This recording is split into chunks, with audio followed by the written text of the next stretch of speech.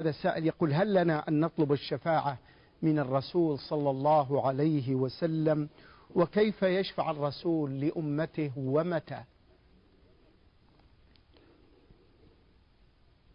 بسم الله الرحمن الرحيم. الحمد لله رب العالمين، وصلى الله وسلم على نبينا محمد وعلى آله وأصحابه أجمعين.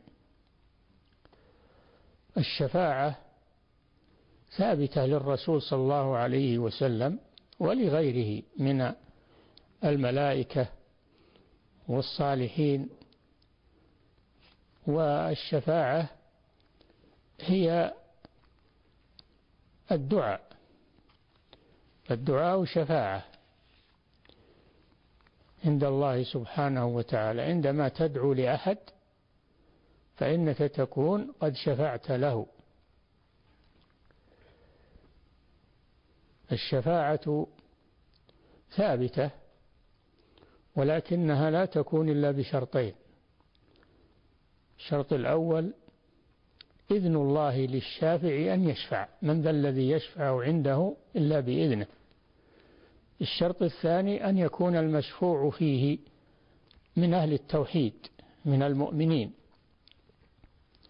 وأما الكفار والمشركون فإنهم لا تنفعهم شفاعة الشافعين عند الله سبحانه وتعالى. ما للظالمين من حميم ولا شفيع يطاع. فيطلب من الرسول صلى الله عليه وسلم أن يشفع في حضوره صلى الله عليه وسلم في حياته، يطلب منه أن يشفع. ويوم القيامة تطلب منه الخلائق أن يشفع لها عند الله في فصل القضاء بينها وإراحتها من الموقف، وهي الشفاعة العظمى والمقام المحمود، كما في قوله تعالى: ومن الليل فتهجد به نافلة لك عسى أن يبعثك ربك مقاما محمودا. هذه هي الشفاعة العظمى، وهي خاصة بالرسول صلى الله عليه وسلم. وهناك شفاعات مشتركة بين الرسول وغيره،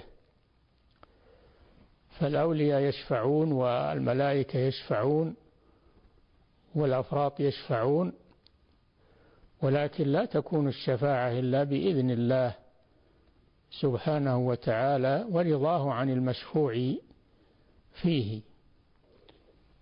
الشفاعة حق ولا ينكرها إلا أهل الضلال، فهي حق ثابت بالكتاب والسنة. أما طلب الشفاعة من الرسول فهذا في حياته، وفي يوم القيامة تطلب منه الخلائق أن يشفع لها عند الله سبحانه ليريحهم من الموقف، في الحديث المشهور المعروف. نعم.